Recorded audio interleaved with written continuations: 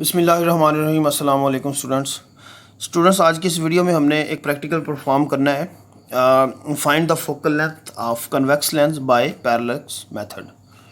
एक convex lens हम लेंगे और उसकी हमने फोकल लेंथ मालूम करनी है, और इसमें जो मेथड इस्तेमाल होगा वो है पैरेलक्स मेथड। अब ये पैरेलक्स क्या चीज़ है, ये आपको मैं प्रैक्टिकल के दौरान ये बात एक्सप्लेन कर दूंगा जब ये आएगा।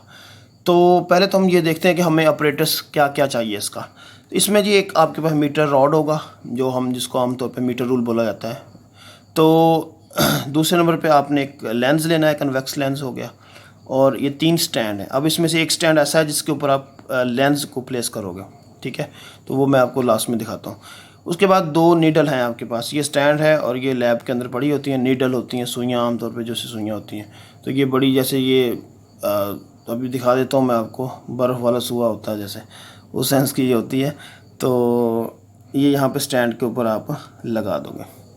तो सबसे पहले आपने क्या करना है जी कि कन्वेक्स लेंस लेकर आपने उसका ऑर्डिनरी मेथड से अपने अप्रोक्सीमेट फोकल लेंथ मालूम कर लेनी है।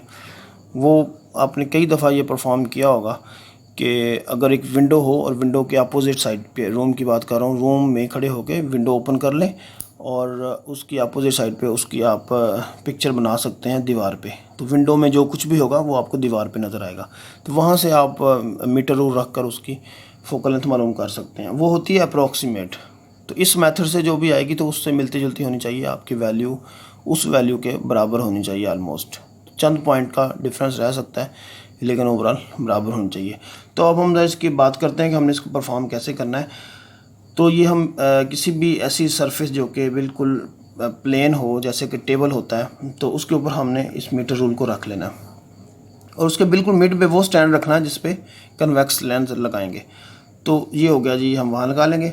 और इस कन्वेक्स लेंस को आपने, इस स्टैंड को, यहाँ पे कट लगा होता है, ये आपने 50 पे रखना है, 50 सेंटीमीटर पे, यानी कि ये मिड में आ जाएगा बिल्कुल। और इसकी राइट साइड पे आपने एक ख़ास डिस्टेंस पे ये नीडल रख देनी है और दूसरी तरफ एक और नीडल रख देनी है। अब यहाँ से आप इसको देखेंगे, ये इधर लेंस आ गया। तो ये जो नीडल है, इस नीडल का इमेज यहाँ पे आपको ऊपर नज़र आएगा, ये लेंस के अंदर से, यानी कि ये लेंस है, ये नीडल है, यहाँ से आप देख रहे हो, और ये जो नीडल है ये उल्टी इसके ऊपर नज़र आएगी। अब ये उल्टा क्यों, ये आपको पता है, क्योंकि कन्वेक्स लेंस में जो रियल इमेज आता है वो उल्टा ही बनता है यहाँ पे। तो ये साइड आप यहाँ से देखेंगे, तो इससे क्या होगा कि ये तब आपने देखना है कि इसको सेट कर लेना इस तरह से कि ये नीडल इस सुई के बिल्कुल ऊपर इस तरह बन रही हो, जैसे ये डायग्राम में बनी हुई है। तो वो जगह होगी, वो उसकी फोकल लेंथ कहलाएगी, ठीक है जी। तो उसके बाद हमने क्या करना है, इसको हमने ऑब्जेक्ट कहा है और ये उसका इमेज है, ठीक है। ये ऑब्जेक्ट है, ऑब्जेक्ट का लेंस से जो डिस्टेंस होगा उसको P से शो करते हैं। और इसी तरह से इमेज का, अब ये असल में ये इमेज नहीं है, इमेज इसके ऊपर बन रहा है जो हमें नज़र आएगा। ये इमेज को बराबर करने के लिए, यानी कि उसके पॉइंट आउट करने के लिए, उसको पैमाइश के लिए नीडल लगाई गई है एक्चुअली, ठीक है। तो इमेज यहाँ बन रहा है, ये उसको आउट कर, यानी कि इसके सामने होगा तो ये नोट कर लेंगे हम, ये P हो गया, ये Q हो गया। तो ये दोनों डिस्टेंस हमने मालूम करने हैं और ये मीटर रोल नीचे लगाया हुआ है, जो यहाँ से डिस्टेंस जो भी बनेगा, इधर से जो डिस्टेंस बनेगा वो मेजर कर लेंगे। तो फर्दर हम फार्मूले की तरफ आते हैं। 1/f = 1/p + 1/q, ये फार्मूला है। इस फार्मूले को अगर हम सेट करें तो इसमें P और Q का एलसीएम ले लें तो वो PQ ही आता है, और ऊपर आ जाएगा Q और इधर क्या आ जाएगा, P आ जाएगा। तो फिर चूँकि ये 1/f है, सो f = ये आ जाएगा PQ/P + Q, यानी कि ये मैं यहाँ दिखा देता हूँ आपको, ये फार्मूला बन जाएगा। तो इस फार्मूले में हम P की वैल्यू और Q की वैल्यू इंटर करेंगे तो हमारे पास आंसर आ जाएगा जो कि फोकल लेंथ होगी।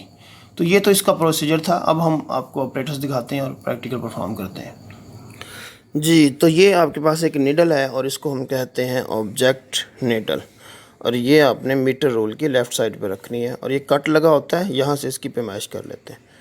और दूसरी तरफ आपको नज़र आ जाएगी ये एक नीडल है जिसके ऊपर इमेज बनना है, यहाँ पे भी कट लगा होता है। और अब ये देखें 70 पे है इस टाइम, तो इसको आपने यहाँ से पैमाइश करनी होती है, ये लाइन लगी हुई है और यहाँ से इसने अपनी पैमाइश करनी है। अब ये आ गया जी आपका लेंस जो कि सेंटर में होगा, और इसको आपने 50 सेंटीमीटर पे फिक्स कर लेना है, ये आपको नज़र आ जाएगा। इसी कट से आपने इसकी रीडिंग लेनी होती है, यानी कि ऑब्जेक्ट का लेंथ से अभी आप देखेंगे 20 पे ये है, ठीक है। ये आपका ऑब्जेक्ट हो गया और ये इमेज हो गया, यानी कि यहाँ पे जाके इमेज बनेगा। तो ये आपका ऑपरेटर्स यहाँ पे सेट हो चुका है। उसके बाद हमने क्या करना है जी, हमने अपने राइट साइड पे जिधर हमने नीडल रखी हुई है, जिसको हमने इमेज नीडल कहा है, वहाँ से हम देखेंगे। तो ऑपरेटर्स के मुताबिक अब ये आपका P डिस्टेंस हो गया, ये Q डिस्टेंस हो गया। और अब हम क्या करेंगे, यहाँ से देखेंगे, वो आपको सुई यहाँ पे बिल्कुल ऊपर नज़र आएगी, लेकिन इसमें अभी पैरेलैक्स मौजूद है। पैरेलैक्स का मतलब ये होता है कि दोनों सुइयों की मूवमेंट जो है वो बराबर ना हो। तो हम इसको बराबर करने की कोशिश करते हैं, और अभी आप देखिए नहीं है। और इसके बाद मैं इसको ज़रा पास करके ये सेट कर रहा हूँ इसको, तो ये देखिएगा आप, अभी आपको नज़र आ जाएगा कि ये पैरेलैक्स रिमूव हो चुका है। अब इसमें पैरेलैक्स बिल्कुल रिमूव हो चुका है।